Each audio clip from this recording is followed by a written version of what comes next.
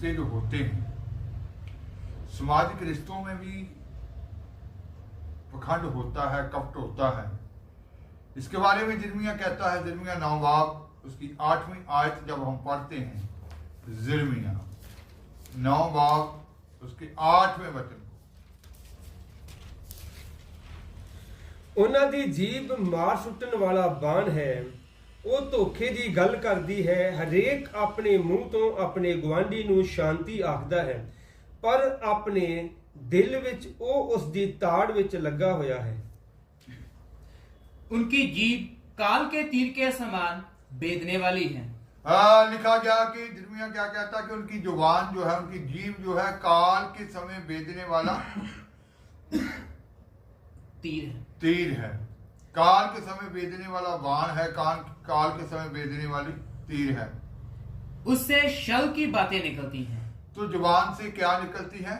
जो सामाजिक रिश्ते होते हैं, बहुत सारे लोग उनके दोस्त मित्र हों या ब्लड रिलेशन जो भी खून का रिश्ता होता है, या आस पड़ोस में जिनके साथ उनका उठना बैठना होता है, तो ये जो सामाजिक रिश्ते होते हैं, तो वहाँ वो छल की बातें करते हैं उन लोगों से। जैसे मैंने पहले बता दिया कि पखंड जो होता है, कपट जो होता है, उसकी परिभाषा क्या होती है कि शब्दों और विचारों में अंतर, और दूसरा कथनी और करनी में अंतर। कि उनकी जुबान से तो बहुत मीठे मीठे शब्द निकलते हैं, दूसरों से जब मिलते हैं तो बड़ी शांति की बातें करते हैं, दूसरों के सामने तो बहुत प्रेम दिखाते हैं, जैसे आपने बीते फ्राइडे में भी सीखा था। दूसरों के सामने तो बहुत मेल मिलाप की बातें नजर आती हैं, दूसरों के सामने तो बहुत प्रेम की बातें होठों से निकलती, पर अंदर अंदर क्या जिर्मिया कह रहा है, उनके अंदर क्या है, पढ़ेंगे।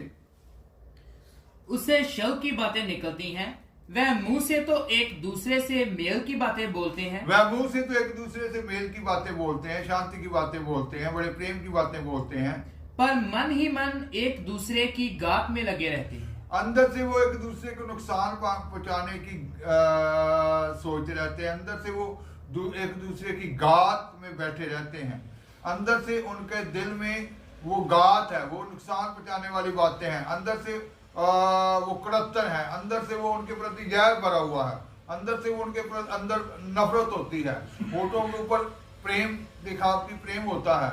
तो उनकी कथनी विचारों और शब्दों में क्या होता है, अंतर होता है।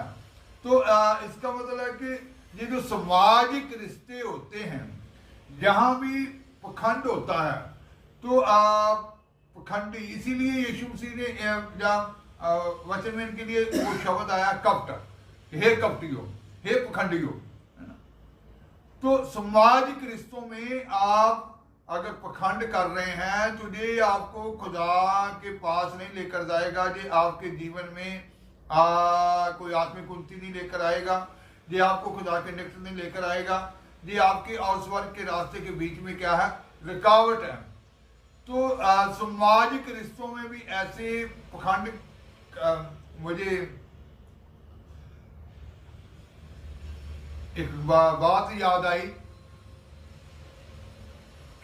धारीवाल की।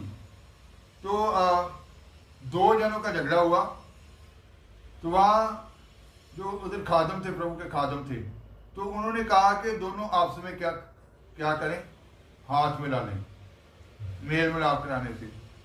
तो उनमें से एक ने जवाब दिया, अगर दिल ही ना मिले तो हाथ मिलाने का क्या फायदा।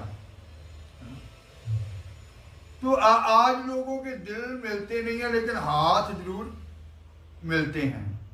तो यही भक्ति में एक पखंड है, खुदा को ये कभी पसंद नहीं आएगा। तो सामाजिक रिश्तों में पखंड के लोग मिलते जरूर हैं एक दूसरे से, कि नहीं जाना पड़ेगा, मिलना पड़ेगा, लोग क्या कहेंगे, सिर्फ ये दिखावटीपन है। और फरीसियों के लिए, ग्रंथियों के लिए, शास्त्रियों के लिए ये शब्द यूज किया गया, भक्ति करने वाले लोग थे वो, लेकिन यूहन्ना ने, यीशु मसीह ने उनके लिए जो शब्द यूज किए थे वो क्या थे, कपटियो, हे कपटियो। तो सामाजिक रिश्तों में वो मुंह से तो मिलाप की बातें कहता करते हैं, शांति की बातें करते हैं, पर उनमें अंदर से वो दिल से मन ही मन में एक दूसरे के प्रति गात में बैठे हुए हैं।